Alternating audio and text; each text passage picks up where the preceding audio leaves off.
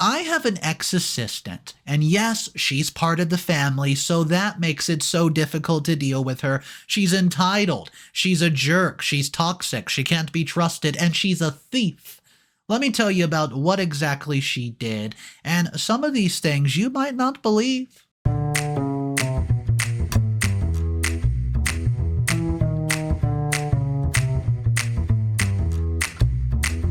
My husband was far too kind for his good. A little background for this insane, ongoing situation. Matt and I have been married for nearly 15 years when he passed away after a very, very brutal 5-year battle with cancer that drained our savings. During healthier times, he ran a pretty successful small home renovation business. Tiling, drywall, painting, you name it. I'll never forget the day Matt came home looking defeated. Clothes splattered in beige paint, hauling some expensive-looking equipment. One of our longtime friends, Olivia, had desperately pleaded with him to give her daughter Sara a job opportunity. Well, the 24-year-old still lived at home, blowing holes in Olivia's wallet between art school dropout attempts and whatnot. While I respected Olivia enormously, she's been my close friend for 30-plus years, that girl Sara always seemed incredibly entitled. But Matt just felt too awkward saying no. "Jane, I swear I'm not running a charity here." Matt insisted with his way of subtly confirming I won't love this idea. Olivia practically cried describing how Sara might straighten up with more responsibility. I figured I would at least try her out cleaning up job sites and prepping some surfaces. Oh, and so our nightmare begins. The first tools started vanishing from Matt's lock job trailer around month 2 of Sara's on and off paid helper gig. A missing orbital sander here, his favorite cordless impact driver there. Matt changed locks and wrote off it as nothing more than forgetfulness. How I pleadingly hoped Sara might quit and self-eliminate from our lives. But then the real financial blows landed suddenly. I stumbled upon quite the scene arriving to bring Matt a cool beverage at a client's commercial site one July afternoon. Sara stood sheepishly next to my fuming husband, drenched head to toe in light blue paint. So was the ruined $1,200 Graco airless spray machine at their feet. Matt's gorgeous Christmas gift from me just 7 months ago. What on earth? I managed to get out surveying the disaster zone that was drop cloth covered to the floor. Sara launched an unprompted into her cover story, oozing this innocence. "Oh, it just started spluttering everywhere. I did not mean to, Jane. I tried to follow Matt's directions." It's not your fault, sweetie." Matt intervened, though his jaw muscle flinched slightly. Must have tightened a hose properly. I appreciate you staying late to help me fix this mess." In reality, Matt later related while practically hyperventilating Sara and failed to follow any directions whatsoever. Again, lateness to work was the culprit. Rushing to apply primer finished before a contractor walkthrough, she cranked the sprayer PSI dangerously high, aimed it at the wall wonkily, and sent a torrent of blue-tinted oil straight towards the uncovered hardwood floors. $5,000 floor repair expenses later, Matt quietly tabled any concept of Sara assisting on client sites in the future. But that would not stop her from borrowing another thing or two when the impulse struck. The months wore on, composure fraying as Sara left ravaged remains of equipment in her wake. A demolished orbital floor sander Matt had owned since college. 2 nail guns stuffed with misfired pins rendered them inoperable. A beloved veteran table saw blade warped to high heaven. It was a tornado absolutely blowing through our tool shed. Well, Sara inflicted over $3,000 worth of cumulative damage. Each incident funneled cash that we could not spare into replacement parts and repairs, while Olivia's daughter danced obliviously through her entitled little life. Until finally Matt reached his breaking point just 8 months before cancer finally took him from us. I first feared the worst, seeing 2 police cruisers pulling up that Tuesday afternoon. Thankfully, no handcuffs emerged, but the grave-looking officers carried plentiful paperwork. Sarah's been caught red-handed stealing valuables on her latest unpaid job shadow gig. As the target homeowner angrily related, while left alone to prep living room walls, Sara slipped her backpack bulging suspiciously on the exit. The man's keen eyes and hidden security cameras revealed over $600 worth of lifted jewelry stashed inside. Matt sat stoically through the police measurements and photographs process, refusing to make eye contact with Sara, and she tried sputtering some nonsense excuse. With the last 20 years of hard-earned business reputation on the line, he just silently vowed never to be entangled with a hurricane called Sara again. Which, by the way, brings us to today, guys. Can you believe that after all that destruction, years of ignoring Matt's existence once he quit playing doormat, Sara had the gall to corner me publicly demanding her rightful inheritance? Not a penny. Hell to the no. So, the simmering plot for a vengeance subtly began percolating. Stay tuned for more, and please chime in if you have any predictions. Updates. Number 1. I massaged my temples, struggling desperately to tune out Sara's enraged, shrill tirade. This woman's audacity truly knows no bounds. I wasted years slaving away on Matt's miserable job site for crap pay just to line his pockets. She fumed loudly, spit flying out of her mouth. A few nearby families browsing the neighborhood charity auction tables paused their conversation just so they could listen in. Well, I earned every damn penny Matt probably squirreled away before croaking. You can't deny me my rightful inheritance. Well, Sara continued, jabbing an accusing finger right in my direction, as if her warped self-pity might garner some public support. My free hand clenched involuntarily around the sweating ginger ale can, and anxiety was raising. Confrontations always put me on the back foot emotionally ever since the PTSD diagnosis in college. But seeing this entitled she-devil's face once again triggered an involuntary rage I scarcely recognized. My surreal calmness scared me the most.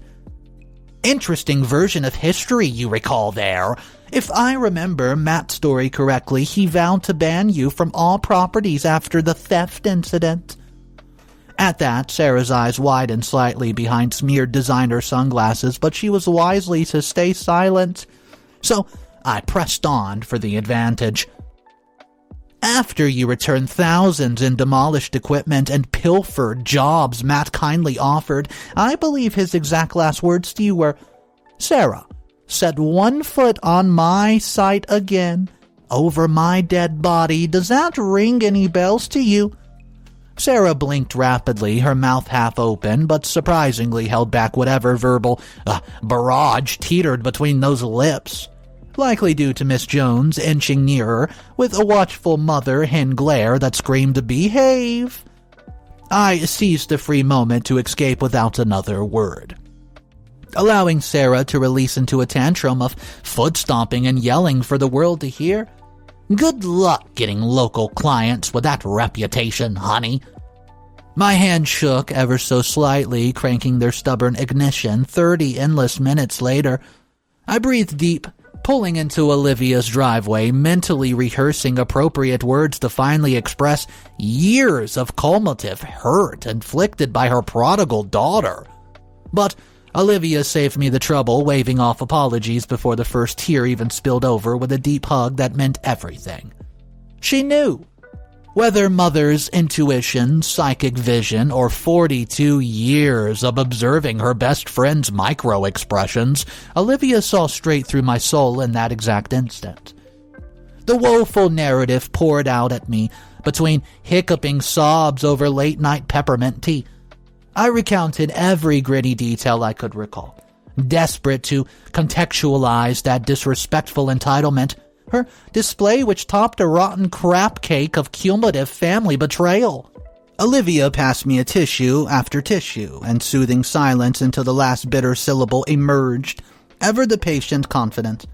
As my breathing normalized again, her weathered hand patted mine with all the gentleness of a mother consoling a grieving child. "Oh, Jane, sweetheart, no need to waste another breath apologizing for my daughter's actions. Trust me when I say no one knows better just how wrongly self-interested Sara remains. After all, I've given her perhaps, even enabled that monster over the years." Her confession hung heavily, but I spotted unspoken sisterly solidarity. Well, a few moments passed with no need to analyze further. In that spirit, I seized the moment, laying out my revenge scheme while Olivia nodded along enthusiastically. Tiny sparks of hidden mischief danced in her eyes as my whispered plan built towards a crescendo. By the proposal's end, she stood abruptly, grinning pure sunshine. "Jane, darling, it would be my utmost pleasure to assist you.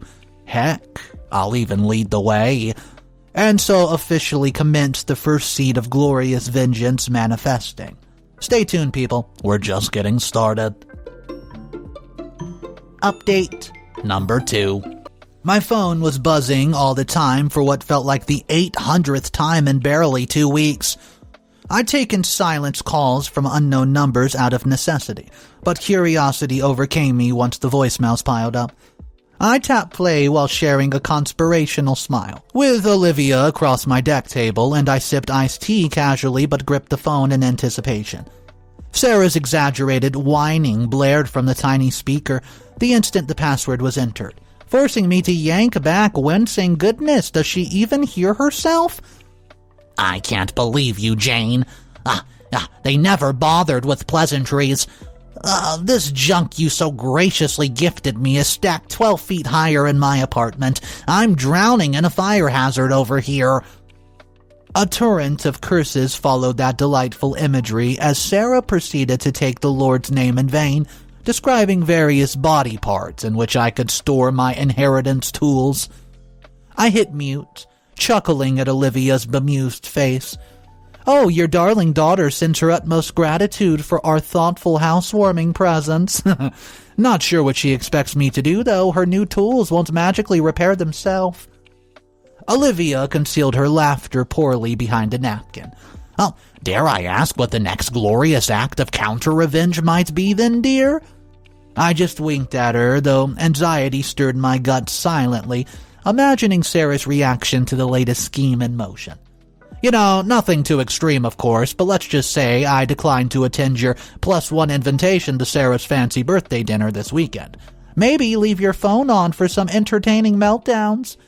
So, sure enough, around 9 p.m., my phone lit up with Olivia's special ringtone. I smiled, seeing her name flash at the girls' night movie I hosted wound down. Olivia spoke before I could even offer any greetings. "Jane, honey, wish you could see Sarah's face right now. I did just as you instructed and pretended a huge surprise was seeing our updated dinner reservation missing her anonymous gift, you sly little dog."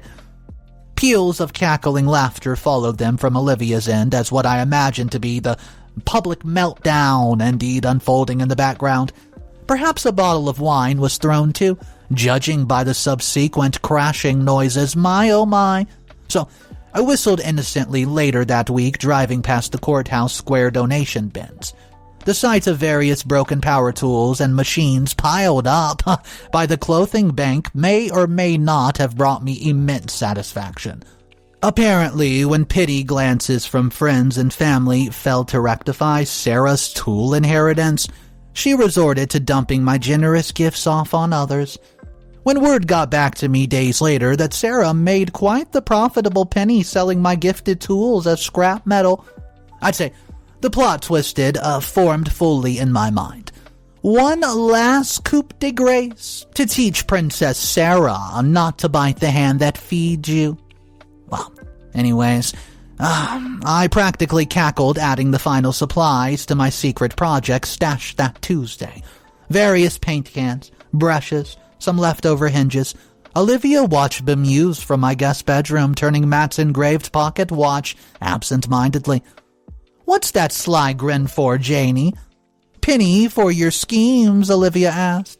Oh, just securing the final details, I mused. I'm to launch the most creative covert punishment campaign soon that will remind your darling daughter exactly why crossing me was an enormous mistake. Final update.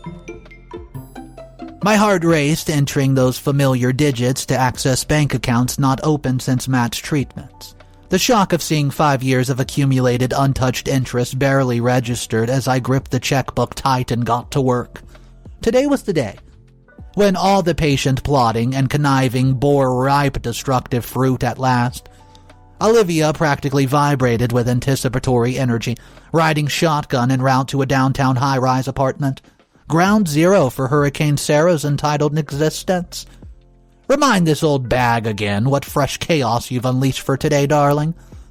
Olivia craned her neck, attempting to decipher various supply store logos trailing behind us. It seems new toys bound for my daughter back there. I patted her hand, revving the truck up Sarah's steep parking garage incline, and I said, not to worry. Let's just call it a dramatic living space renovation on me. So, we parked strategically, blocking any exit routes once Sara flashily had her convertible left the premises. We were watching anxiously until her taillights vanished. So, then I waved eagerly, seeing the burly work crew I commissioned to pull up behind us. Hard hats donned and sledgehammers slung over beefy shoulders, and my ragtag band of contractors for hire awaited instruction. These boys worked off the legal books for cash, clients only. No messy permits, no paperwork, nothing. But their loyalty and discretion came highly vetted. Olivia helped me swiftly remove Sarah's hidden cash outside the garage, ushering my Avenge Angels into action. We slipped disposable booties over our shoes, stepping through Sarah's posh doorway, soon resembling a war zone of clanging destruction. I surveyed the efficient workspace now, filled with Sarah's anguished cries and choking debris. Take it all down, boys, no surface spared, I declared proudly. We rebuild the symbol of entitlement from bare studs today. Saw's weird, splitting, organically stained beams supporting Sarah's vaulted ceilings and massive skylights while I directed traffic. Above the racket, Olivia's cautiously extracted valuable mementos and photos from downstairs destruction before the team's sledgehammers breached the bedroom. So, I occupied myself gathering and tossing designer dresses and items for donation as the crashing intensified. No need to supply Sara with move-in clothing post-renovation. The walk-in closet pillaging proved incredibly cathartic. So, we shoveled useless drywall chunks and torn framing lumber out of the front door just as shrill voices pierced the den. It was Sara. Sara stood bug-eyed and horrified right there in the doorway, grocery bags slipping loose down the marble steps. Mom! Jane! What did you do? Each word boiled with higher fury, taking in her ravaged place. I stepped gingerly, avoiding her new jagged pit, hazardous crisscrossing the floors, whistling as I appraised my crew's handiwork. Sara fumed helplessly over her personal violation. Consider it the most creative investment of Matt's insurance inheritance, sweetie. I called cheerfully through cavernous rooms. Have fun restarting this, and this lovely refreshed space now signed over under your mom's name. With a cheeky wave, I hopped into Olivia's gleaming new SUV, parked at the curbside, honking twice at Sarah's choked disbelief. The glitters of the Emerald Condo key now belonged to someone who properly appreciated kindness. Legacy secured. Alright guys, I want to talk about this story because it was interesting in the comment section. I'd say it was a half and half battle. 50% of the people were saying that Sara, she did not deserve to go through this. She didn't do as bad of things as people were making it out to be, and she did not deserve to have all of her stuff vandalized at the end of the story. But then there were a lot of people who were like, are you kidding me? She definitely deserved it. She's a thief, she's toxic, and she can't be trusted. So maybe karma came her way. I want to know which side you guys are on, so let's talk about it in our comment section down below. Guys, I hope you enjoyed today's story, today's revenge story. And if you guys want daily revenge stories, make sure you're subscribed to this channel. It's a newer one in the Mr. Reddito series, Mr. Reddito's Revenge channel. So look down below, make sure you're subscribed to it, guys. Have a great day. I'll see you tomorrow. And of course, remember, it's cool to be kind. See ya.